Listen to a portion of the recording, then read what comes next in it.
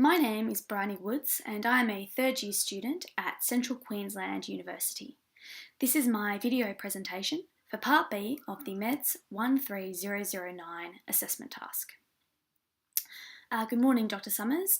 Could I talk to you about a patient I'm currently scanning? Thank you.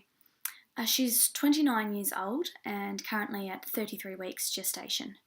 I am currently doing her growth and wellbeing study.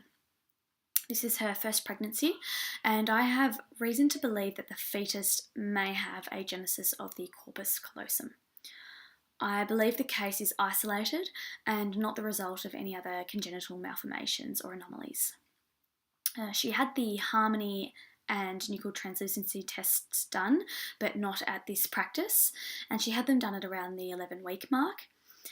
Despite her age, she was deemed low risk, and this was based on all the tests done through another practice.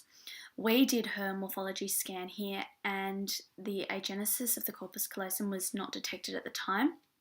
I've had a look at the previous imaging and worksheets that she had done here, and she came in at just over 17 weeks, so it may have been too early to be able to diagnose the condition at the time, or potentially see the corpus callosum at its full thickness.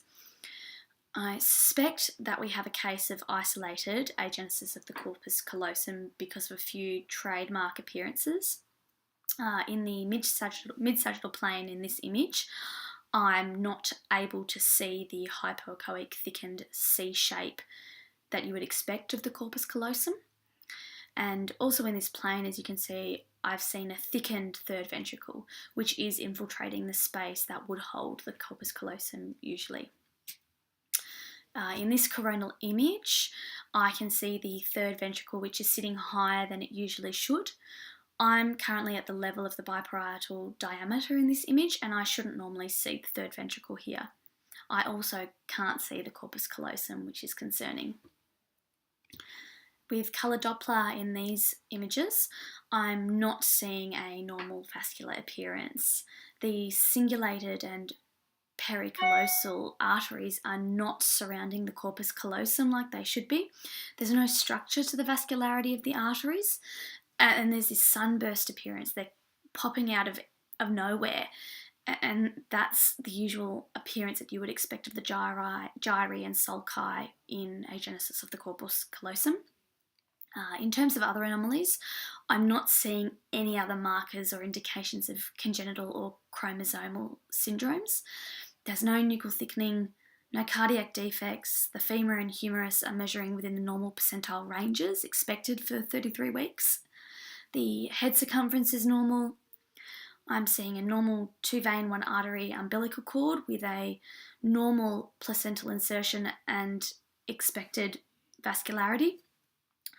I'm confident that the spine shows no signals of spina bifida, and the hands and feet both look normal as well. In terms of the brain, the cerebellum and fourth ventricle are also normal, and I've seen normal vascularity in the aortic arch. Based on this, I have ruled out indications of trisomy 13 and 18. You would also expect that this would also rule out Dandy-Walker and Arnold-Chiari syndrome. I've already asked Sarah to have a look as well, and she's of the same opinion.